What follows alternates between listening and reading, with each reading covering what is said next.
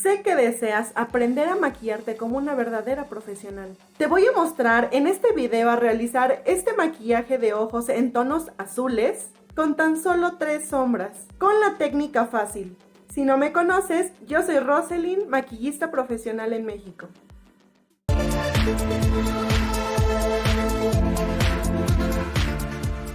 Comenzaré preparando mi párpado con base de maquillaje y tomaré este tono azul y la colocaré en toda la cuenca.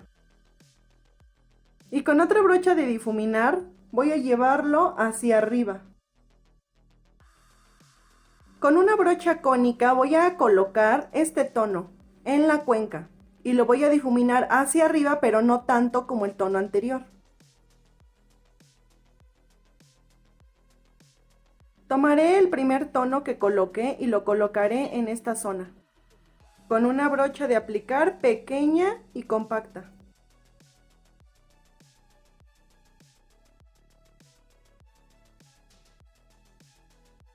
Ahora con una brocha de difuminar mucho más pequeña, voy a difuminar cuidadosamente esa área.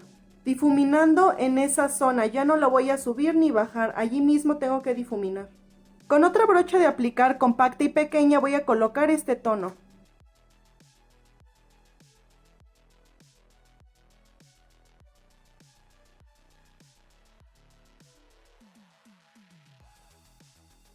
Con una brocha para delinear voy a tomar el primer tono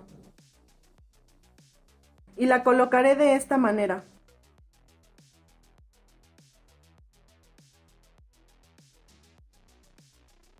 Voy a tomar ahora este iluminador y lo colocaré en esta área.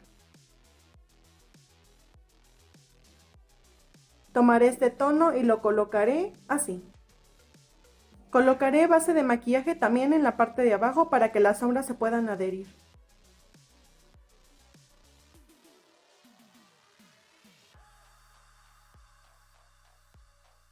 Y ahora tomaré el primer tono y lo colocaré únicamente al final. Y ahora me voy a delinear la línea de agua inferior, pero esta vez la voy a hacer con sombra. Con la brocha de difuminar con la que coloqué los 2 tonos de azul en la parte de abajo, voy a difuminar esa sombra negra, pero no voy a bajarla tanto.